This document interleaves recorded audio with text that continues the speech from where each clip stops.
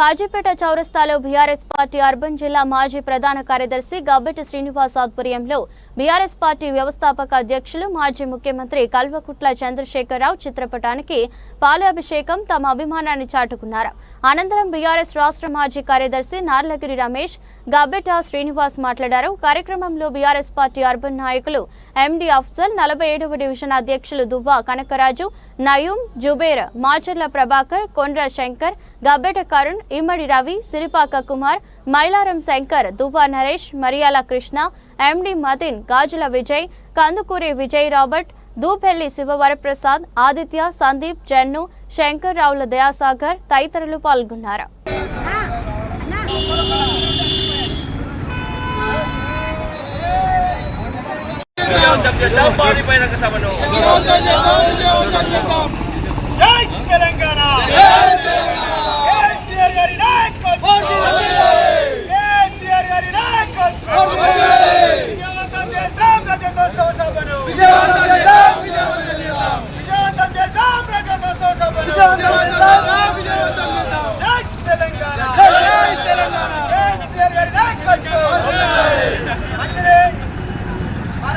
TRS party 2001 నుంచి 2025 వరకు 25 సంవత్సరాలు ముగించుకుంటున్నాను. 24 సంవత్సరాలు ముగించుకుంటున్న సందర్భంగా 25వ సంవత్సరంకి రేపు అడుగు పెడుతున్నాము.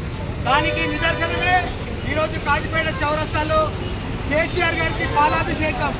ఆయన ఎన్నో పోరాటాలు చేసి తెలంగాణ రాదనుకున్న రాష్ట్రాన్ని ఒక్క చేత్తో మొదలుపెట్టి ఈరోజు లక్షలాది మందితో రేపు 25 సంవత్సరాలు అడుగుపెట్టి రజతోత్సవ సభను చేస్తున్న ధీరుడు వీరుడు మన కేసీఆర్ గారికి ప్రత్యేక మన కాజీపేట పక్షాన ధన్యవాదాలు తెలియజేస్తూ, ఉద్యమ నాయకుడు టీఆర్ఎస్ పార్టీ అవిభావ నాయకుడు మన రాష్ట్ర మాజీ కార్యదర్శి నార్లగిరి రమేష్ అన్నను దీన్ని ఉద్దేశించి మాట్లాడవలసిందిగా మరి ఈరోజు రజతోత్సవ సభ సందర్భంగా కాజీపేట చౌరస్తాలో మన తెలంగాణ జాతిపిత అయిన మన కేసీఆర్ గారికి పాలాభిషేకం చేయడం జరిగింది.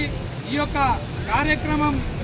కార్యక్రమం ఎందుకు అని అంటే, మనకు కేసీఆర్ గారే తెలంగాణ దిక్చూసి కేసీఆర్ గారు ఈ నేటికి 24 ఏళ్ళు దాటి 25వ సంవత్సరంలో అడుగుపెడుతున్నాడు.